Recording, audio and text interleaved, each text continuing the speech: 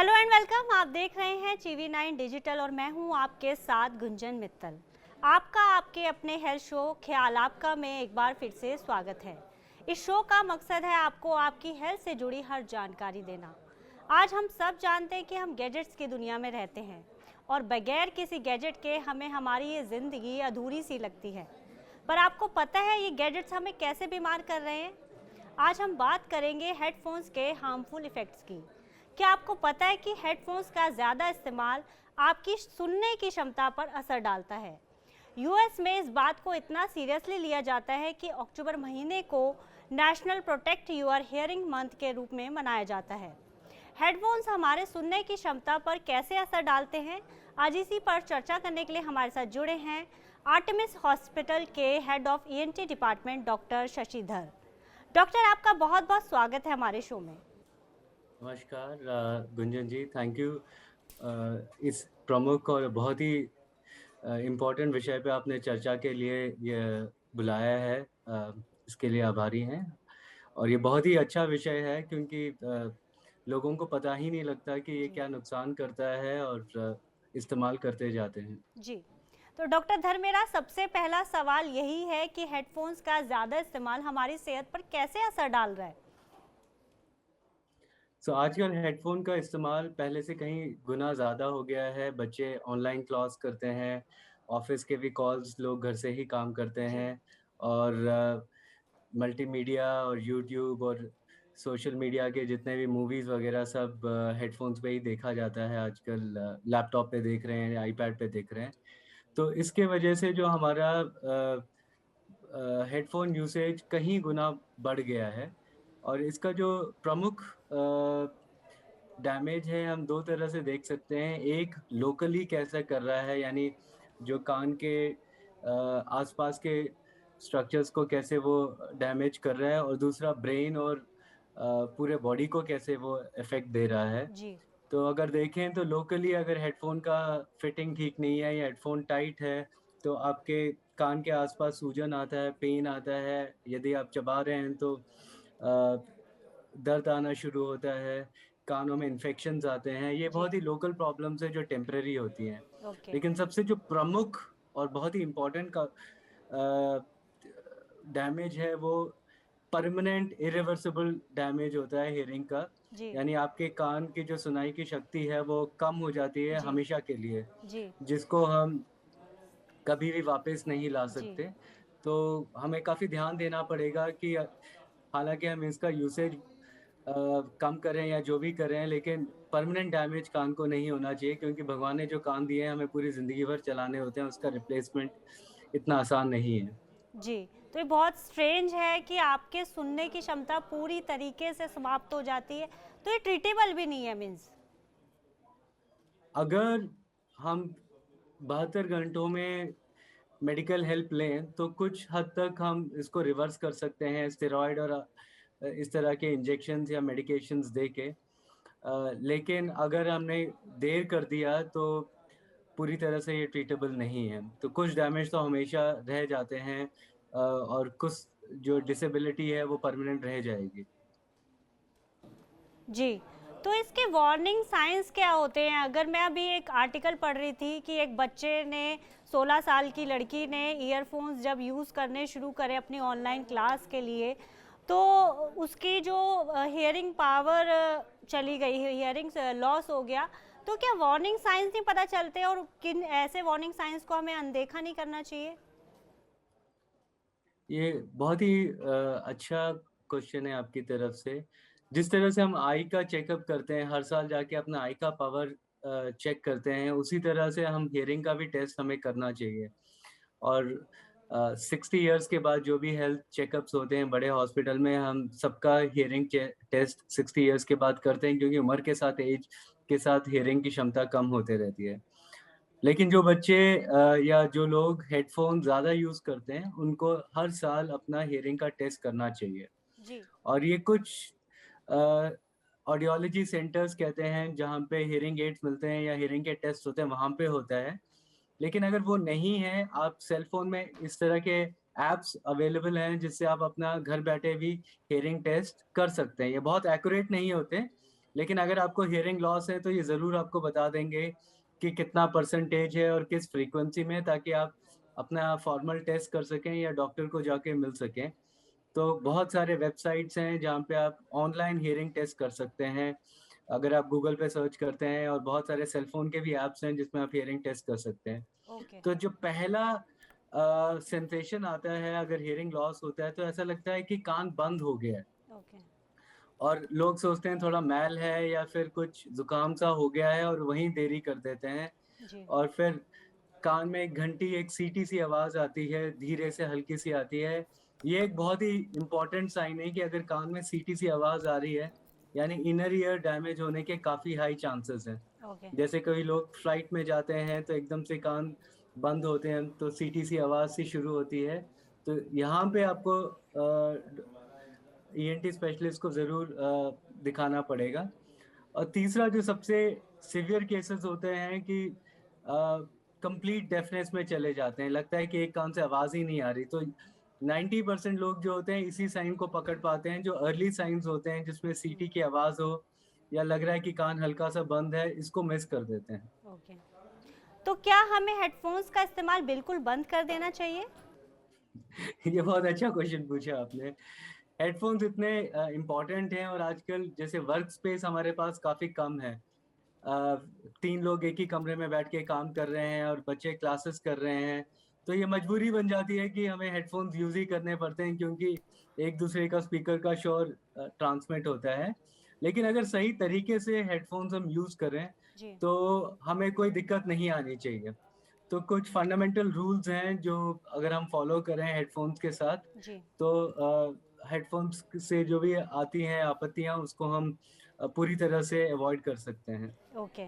तो Audible range क्या होनी चाहिए और किस फ्रीक्वेंसी में होनी चाहिए? इसके लिए बहुत ही सिंपल सा रूल है, 60-60 का रूल बोला गया है कि आपको एट ए टाइम 60 मिनट से ज़्यादा हेडफ़ोन्स को नहीं यूज़ करना चाहिए, और आपका जो टोटल वॉल्यूम है, उसका 60% को क्रॉस नहीं करना चाहिए। ओके, जो आधुनिक फ़ोन हैं, जैसे आईफ़ोन है या सैमसंग के कुछ मॉडल्स होते हैं, तो उनमें अपने आप ही अलर्ट दे दिया जाता है फ़ोन पे कि आप हाई वॉल्यूम पे जा रहे हैं, तो वो जी, रिमाइंडर देते रहते हैं। जी, लेकिन एक अंदाज़े के लिए ये बता दिया जाए, अगर आपने हेडफ़ोन्स पहने हैं और आपके सामने वाला मनुष्य आपसे कुछ बात कर रहा है और आपको सुनाई नहीं दे रहा, यानी आपका वॉल्यूम ऑलरेडी काफ़ी तेज़ है। ओके, या आप बगल में बैठे हैं और आपका बगल वाला इंसान आपका हेडफ़ोन्स की आवाज़ सुन रहा है, तो भी मान के चलिए कि आपका हेडफ़ोन्स का वॉल्यूम बहुत ज़्यादा है। ज़्यादा है। तो अगर ये चीज़ें आप ध्यान में रखें कि हेडफ़ोन्स की आवाज़ अगले बंदे को नहीं सुनाई देनी चाहिए, और अगले बंदे की आवाज़ आप हेडफ़ोन सुनते भी सुन पा रहे हैं, हुँ, तो आपका जो वॉल्यूम है वो काफ़ी कम है, और इससे कोई दिक्कत नहीं आती। ओके। तो तेज़ वॉल्यूम में हेडफ़ोन से तो नुकसान होता है, तो क्या टीवी देखने या टीवी में गाने सुनने से भी सेम समस्या हो सकती है हियरिंग लॉस जैसी?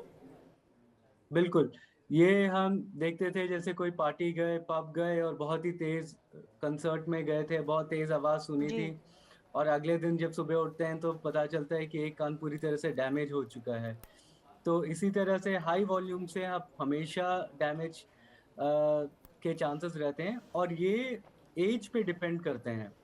अगर आपका ऐज मान के चलिए कि 3 साल से कम है और आप छोटे बच्चे हैं, तो हेडफ़ोन एब्सोल्यूटली मना है। There is no okay, question कि एक छोटे बच्चे को less than 1 year, 2 years, 3 years के नीचे को हेडफ़ोन्स, क्योंकि उनके कान इतने सेंसिटिव होते हैं कि हेडफ़ोन का प्रयोग करने से इवन नॉर्मल आवाज़ पे भी उनको डैमेज हो सकता है। जी, और इसी तरह से एक्सट्रीम्स ऑफ एज, अगर एल्डरली पर्सन है 70 ईयर, 75 हैं, जिनके कान काफ़ी सेंसिटिव हैं, उनको भी हेडफ़ोन्स बहुत ध्यान से यूज़ करने चाहिए, ज़्यादा वॉल्यूम पे नहीं करने चाहिए। जी। डॉक्टर तो हमारे यंगस्टर्स हमसे नाराज़ हो जाएँगे क्योंकि वो शो शो देख के कि हेडफ़ोन्स के लिए बिल्कुल आप सारे हार्मफुल इफ़ेक्ट्स बता रहे हैं। तो आप ये भी बता दीजिए कि कितने घंटे और दिन में कितनी बार यूज़ करना चाहिए हमें हेडफ़ोन्स का?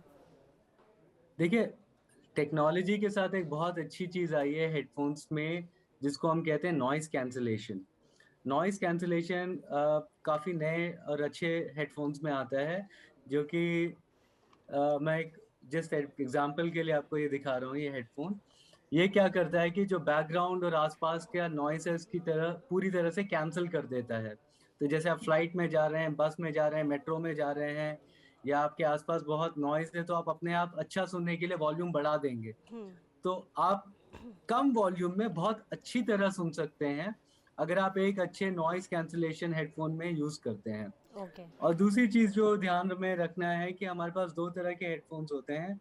एक ईयर प्लग्स कहते हैं या ईयर पॉड्स या इन द ईयर हेडफ़ोन्स कहते हैं, जो कान के अंदर जाते हैं। इनका स्पीकर बहुत तेज़ नहीं होता, लेकिन ये कान के पर्दे के काफ़ी करीब होते हैं, इनका जो स्पीकर होता है। तो ये ज़्यादा डैमेज करने का क्षमता रखते हैं। ओके। और अगर आपके क्लासेस हैं और बहुत सारे ऑनलाइन कोर्सेज़ वगैरह चल रहे हैं, तो आप हेडफ़ोन्स जो ओवर द ईयर जो होते हैं, जो काफ़ी अच्छा कुशन भी देते हैं और कंफर्टेबल भी रहते हैं, जी। उनका इस्तेमाल कर सकते हैं। ओके। और तीसरा जो टाइप होता है, जो बहुत ही लेटेस्ट है, इनको हम कहते हैं बोन कंडक्शन हेडफ़ोन्स, जो कि मैंने पहना है, जो कान के बाहर होते हैं पूरी तरह से। और ये हेडफ़ोन्स इस तरह से होते हैं, जो बहुत ही लाइट होते हैं। ये कान के जो आस-पास के बोन हैं, उसमें आवाज़ देते हैं और ये बोन के थ्रू कंडक्ट होके अंदरूनी कान में जाते हैं। हुँ, इसका सबसे बड़ा एडवांटेज ये रहता है कि ये एनवायरनमेंटल साउंड्स आप सुन सकते हैं। जी। अगर आप जॉगिंग कर रहे हैं या फिर साइक्लिंग कर रहे हैं और आपने हाई म्यूज़िक लगाया है, तो आपके एक्सीडेंट्स होने के काफ़ी चांसेस होते हैं। ना आपको हॉर्न की आवाज़ सुनाई दे रही है या घर में कोई इम्पोर्टेंट चीज़ हो रही है, आपको पता ही नहीं चल रहा, बेल बज रहा है। तो ये सारा जो सराउंडिंग का अवेयरनेस है, ये बोन कंडक्शन ईयरफ़ोन्स देते हैं। ओके। और कितना भी इनका वॉल्यूम बढ़ा लें, तो ये 60 डेसिबल, 70 डेसिबल से ऊपर नहीं जाता। तो ये कान में ईयर डैमेज तो कर ही नहीं सकते। ओके। तो इस हिसाब से आपको डिफरेंट हेडफ़ोन्स आए हैं, जो आप चूज़ करके मतलब you can reduce the damage two years. आप अपने कान का डैमेज काफ़ी कम कर सकते हैं। ओके। पर जो लोग कॉल सेंटर में जॉब करते हैं, उन्हें घंटों-घंटों हेडफ़ोन्स का इस्तेमाल करना पड़ता है, ये बात आप भी जानते हैं। तो उन्हें किस तरह के सिम्पटम्स या परेशानी शुरू होने लगती हैं? और आजकल काफ़ी हम पेशेंट्स देख रहे हैं, यंग जनरेशन 20 साल के, 25 साल के, 30 साल के कॉल सेंटर्स के।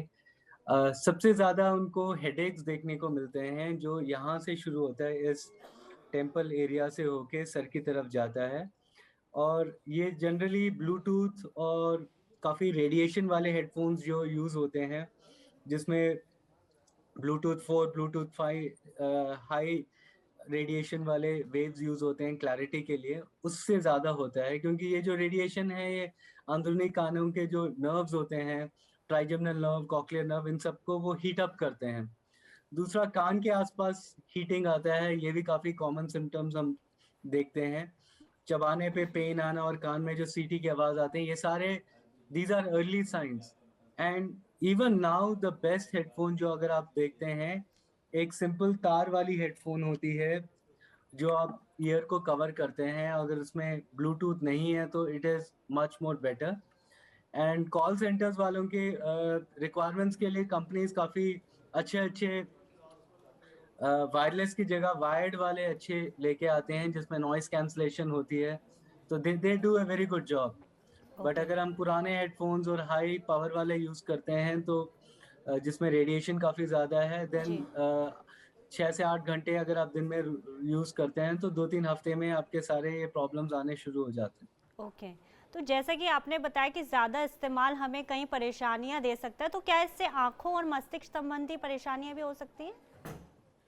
तो काफ़ी रिसर्च इस विषय पे हो रहा था कि रेडिएशन वाले जो हेडफ़ोन्स होते हैं, ब्लूटूथ वाले, क्या ये ब्रेन में ट्यूमर्स करते हैं? जी। कोई कंक्लूसिव एविडेंस नहीं मिला कि ये करते हैं, और ना ही कोई कंक्लूसिव एविडेंस मिला कि इनसे हो ही नहीं सकता। हुँ। तो ये अभी रिसर्च का विषय है, बट अगर हो सके तो अवॉइड करें ये हुँ। रेडिएशन वाले हेडफ़ोन्स। एंड दूसरी बात, जब भी आपके कान में पेन आना शुरू करे, अगर आपका हेडफ़ोन या ब्लूटूथ पास आता है और आपके कान में एक सुई चुभाने वाला सेंसेशन आ रहा है, तो समझ जाइए कि आपका रेडिएशन से जो डैमेज हो रहा है, वो शुरू हो गया है। जी। और इसका इलाज बहुत ही सिंपल है, 10 से 15 दिन तक आप हेडफ़ोन्स को यूज़ करना बंद कर देंगे, तो ये पूरी तरह से रिवर्स हो जाता है। ओके। और जिस तरह से मैंने बताया कि जिनका कॉल सेंटर्स में जॉब है, उनको हर 3 से 6 महीने के बीच में अपना हियरिंग टेस्ट कराते रहना चाहिए, चाहे ऑनलाइन करें या चाहे ऐप के थ्रू करें या जाके सेंटर में कराएं, क्योंकि एक बहुत ही स्पेसिफिक हियरिंग लॉस कहते हैं 4 किलोहर्ट्ज़ ओके। जो हमारे साउंड होते हैं, इसके बहुत सारे फ्रीक्वेंसीज होते हैं जो नॉइज और हेडफोन से आपको डैमेज होता है, वो 4 किलोहर्ट्ज़ पे आना शुरू होता है। तो ओके। वो डैमेज को हम हियरिंग टेस्ट देखते ही बता सकते हैं कि ये नॉइस इंड्यूस्ड हियरिंग लॉस है करके। ओके। और सबसे इम्पोर्टेंट चीज़ है कि जो हम कैजुअल लिसनिंग करते हैं, लोग पूरा दिन थक के रात को जब सोने जाते हैं तो अच्छा गाना सुनना चाहते हैं, म्यूज़िक सुनना चाहते हैं। तो काफ़ी लोगों में देखा गया है कि वो हेडफ़ोन लगा के सो जाते हैं, जी। और ये सबसे ज़्यादा प्रॉब्लमैटिक है, क्योंकि आप सो तो गए हैं लेकिन आपका जो कान है वो आवाज़ के सिग्नल फिर भी ले रहा है। हुँ। तो वो प्रोलॉन्ग डैमेज कर सकता है और हाई वॉल्यूम सुन के वो काफ़ी कर सकता है। तो ये चीज़ को अवॉइड आपको करना है कि अगर आप हेडफ़ोन्स लगा के म्यूज़िक लगाते सोना पसंद करते हैं, तो एटलीस्ट उसमें टाइमर लगा लें कि आधे घंटे बाद ही अपने आप बंद हो जाएगा करके। जी, ये तो बहुत बड़ी समस्या है, जैसे कि आप मुझे बता रहे हैं। तो क्या ईयरफ़ोन्स के इस्तेमाल से फंगल इन्फेक्शन होने का भी खतरा हो सकता है? बिल्कुल, ये जो कान में मॉइस्चर होता है वो अंदर ट्रैप रह जाता है, जी। और कान के अंदर जो जिसको हम वैक्स कहते हैं, ये बेसिकली एक ऑयल होता है जो कान खुद निकालता है as a anti bacterial anti fungal. तो उन लोगों में वैक्स डिपॉजिशन काफ़ी ज़्यादा बढ़ जाती है जो ईयरफोन्स और ईयरपॉड्स काफ़ी यूज़ करते हैं। इन लोगों में कान के इन्फेक्शन भी बढ़ते हैं और वैक्स का जो डिपॉजिशन है ये भी बढ़ जाता है, क्योंकि वैक्स जो भी आपके शरीर में बनता है वो अपने आप धीरे-धीरे बाहर निकल जाता है। वो बॉडी उसको माइग्रेट करके बाहर निकाल देता है, लेकिन वो हेडफ़ोन्स होने की वजह से इसके एंट्रेंस में रुक जाता है, तो वैक्स डिपॉज़िशन भी काफ़ी बढ़ जाता है इसी वजह से। ओके। डॉक्टर धर, मैं चलते-चलते आपसे जानना चाहती हूँ, आपका सुझाव जानना चाहती हूँ, ताकि हम ईयरफ़ोन्स को यूज़ भी कर सकें और हमें कोई सेहत से संबंधी कोई बीमारी भी ना हो। तो आपका क्या सुझाव है इस पर? मेरा यही सुझाव है कि हेडफ़ोन्स का वॉल्यूम हमेशा कम रखें और इस तरह रखें कि आप अगले बंदे की आवाज़ सुन पा रहे हैं, और जितना हो सके रेडिएशन वाले को कम से कम यूज़ करें जो भी हेडफ़ोन्स हैं। और अगर स्पोर्ट्स या साइक्लिंग या कोई ऐसे आउटडोर एक्टिविटी कर रहे हैं जहाँ अवेयरनेस आपको चाहिए, तो बोन कंडक्शन वाले हेडफ़ोन्स ज़रूर यूज़ करें उस समय। ओके, डॉक्टर धर, आपका बहुत-बहुत एवरी शुक्रिया। ईयर हियरिंग टेस्ट करते रहें। ओके, हमारे साथ जुड़ने के लिए और हमें हमारे तमाम सवालों के जवाब देने के लिए thank you so much doctor. बहुत-बहुत धन्यवाद गुंजन आपका, आपने बहुत अच्छे प्रश्न पूछे। मेरे हिसाब से काफ़ी लोगों को इससे बहुत फ़ायदा होगा। Thank you so much doctor. Thank you.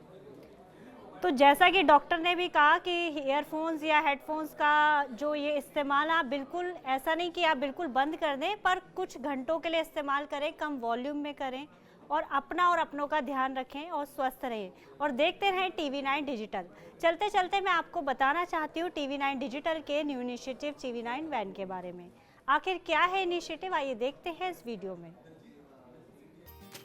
Today, doctors are busier than ever providing care and advice to patients. And the reality is that an average patient now spends much more time in the waiting room than in the doctor's chamber. With such a captive audience, it's time to put their wait time to good use. Introducing TV9 Waiting Area Network that provides premium patient engagement experience through engaging and informative videos. These videos are created keeping in mind an Indian patient seeking medical attention. TV9 Waiting Area Network provides a perfect platform for educating the patients on everything a doctor's practice has to offer while elevating the doctor's brand at the same time. As a doctor, all you need is to have Wi-Fi at your clinic and we'll take care of the rest. We provide you with a TV, a media player, your clinic profile, and a playlist customized as per your practice. Combine all this with the regular news updates from TV9 and you have an awesome branding and marketing tool for your clinic. Write to us at van@tv9.com and we'll get in touch with you to set up our solution at your premises.